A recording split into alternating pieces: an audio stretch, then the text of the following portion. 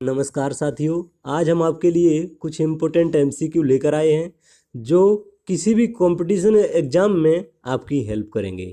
तो देखते हैं फर्स्ट एमसीक्यू है हमारा anti haemophilic factor A is. जो एंटी हीमोफिलिक फैक्टर ए होता है वह कौन सा है? Option A factor 7, option B factor 8, option C factor 9 और ऑप्शन डी फैक्टर 10। देखिए, एंटी हीमोफिलिक फैक्टर जो होते हैं वह हीमोफीलिया को ट्रीट करने के लिए दिए जाते हैं। तो हीमोफीलिया जो फैक्टर ए होता है, एंटी हीमोफिलिक फैक्टर ए जो है वह हीमोफीलिया ए को ट्रीट करने के लिए जो फैक्टर दिया जाता है उसको हम एंटी हीमोफिलिक फैक्टर ए कहते हैं। तो एंटी हीमोफिलिक फैक्टर ए जो होता है वह होता है 8। जो फैक्टर 8 होता है इसको हम एंटी हीमोफिलिक फैक्टर ए कहते हैं और यह हीमोफीलिया ए को ट्रीट करने के लिए दिया जाता है। Option B is the right answer. चलते हैं नेक्स्ट क्वेश्चन की तरफ। नेक्स्ट है हमारा कोगुलेशन फैक्टर 7 इज। जो 7 नंबर पर कोगुलेशन फैक्टर होता है वह कौन सा है? Option A thromboplastin, option B accelerin, option C proconvertin और option D anti haemophilic factor. देखिए, एंटी हीमोफिलिक फैक्टर जो होते हैं वह हीमोफीलिया को ट्रीट करने के लिए दिए जाते हैं। और जो थ्रोम्बोप्लास्टिन है यह 3rd नंबर का जो क्लोटिंग फैक्टर होता है उसको हम थ्रोम्बोप्लास्टिन बोलते हैं। एसिलेरिन जो होता है यह 5 नंबर का क्लोटिंग फैक्टर है। 5 नंबर का जो क्लोटिंग फैक्टर है इसको हम एसिलेरिन बोलते हैं और इसको हम लाइबल फैक्टर भी बोलते हैं। और जो प्रोकन्वर्टिन होता है यह 7 नंबर का क्लोटिंग फैक्टर है और इसको हम स्टेबल फैक्टर भी बोलते हैं। तो option C is the right answer. जो 7 नंबर पर कोगुलेशन फैक्टर होता है उसको हम proconvertin, option C is the right answer. चलते हैं नेक्स्ट क्वेश्चन की तरफ। नेक्स्ट है हमारा when a B cell is exposed to an antigen for the first time. जब पहली बार बी सेल किसी एंटीजन जैसे बैक्टीरिया वायरस से पहली बार बी सेल एक्सपोज होती हैं या आमने सामने होती हैं तो क्या होता है? Option A primary response occur, option B primary response take 1 to 3 hours to become effective, option C the B cell divide to form plasma cell and T helper cells, option D the B memory cells produce antibody. देखिए, जो option D है B memory cell, जो memory cell वह secondary जो response होती है उसमें involve होती है, फर्स्ट टाइम में इसका कोई इन्वॉल्व नहीं, तो ये गलत हो गया। ऑप्शन सी जो है the B cell divide to form plasma cell and helper T cell. Helper T cells जो होती हैं वह टी सेल होती हैं, ना कि बी सेल्स। और ऑप्शन बी जो है the primary response takes 1 to 3 hours to become effective, 1 to 3 hours to become effective. तो जो प्राइमरी रिस्पॉन्स होता है वह 1 to 3 hours बिकम इफेक्टिव, ये भी कोई मतलब नहीं है। और जब एंटीजन से B cell first time expose होती हैं तो प्राइमरी रिस्पॉन्स होता है, वह क्या होता है? Primary response occur. Option A is the right answer. चलते हैं नेक्स्ट क्वेश्चन की तरफ।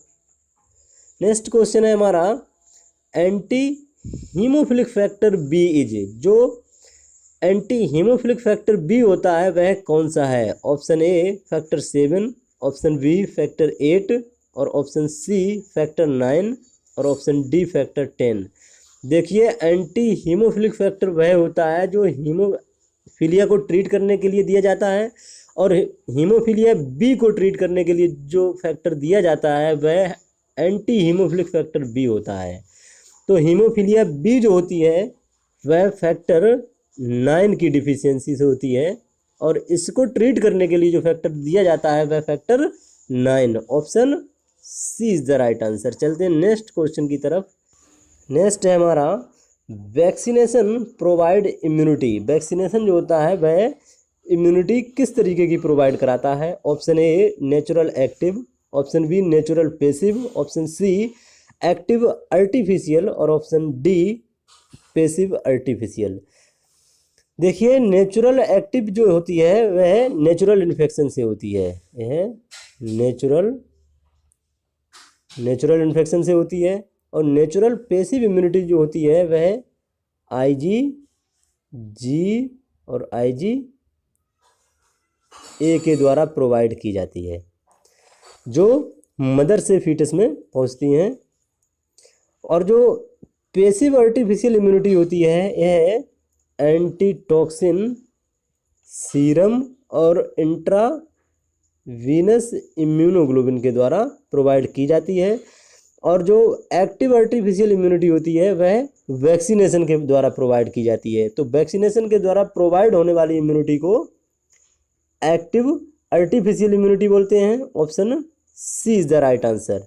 चलते हैं नेक्स्ट क्वेश्चन की तरफ। ACTH जो एड्रेनोकॉर्टिकोट्रोपिक हार्मोन होता है, ACTH level is highest during, जो ACTH एड्रेनोकॉर्टिकोट्रोपिक हार्मोन होता है उसका हाईएस्ट लेवल किस टाइम रहता है। जो एड्रेनोकॉर्टिकोट्रोपिक हार्मोन होता है यह option A morning, option B evening, option C afternoon और ऑप्शन डी नाइट। जो ACTH हार्मोन होता है इसका काम जो होता है ये सबसे ज्यादा हाईएस्ट इसका लेवल रहता है मॉर्निंग में, और उसके बाद आफ्टरनून में कम हो जाता है और इवनिंग में और कम हो जाता है और नाइट में बिल्कुल कम हो जाता है। तो हाईएस्ट लेवल किस टाइम रहता है? मॉर्निंग में। तो option A is the right answer. चलते हैं नेक्स्ट क्वेश्चन की तरफ। नेक्स्ट क्वेश्चन है हमारा, कैल्सिटोनिन इज सीक्रेटेड बाय। जो कैल्सिटोनिन होता है वह किस से सीक्रेट होता है?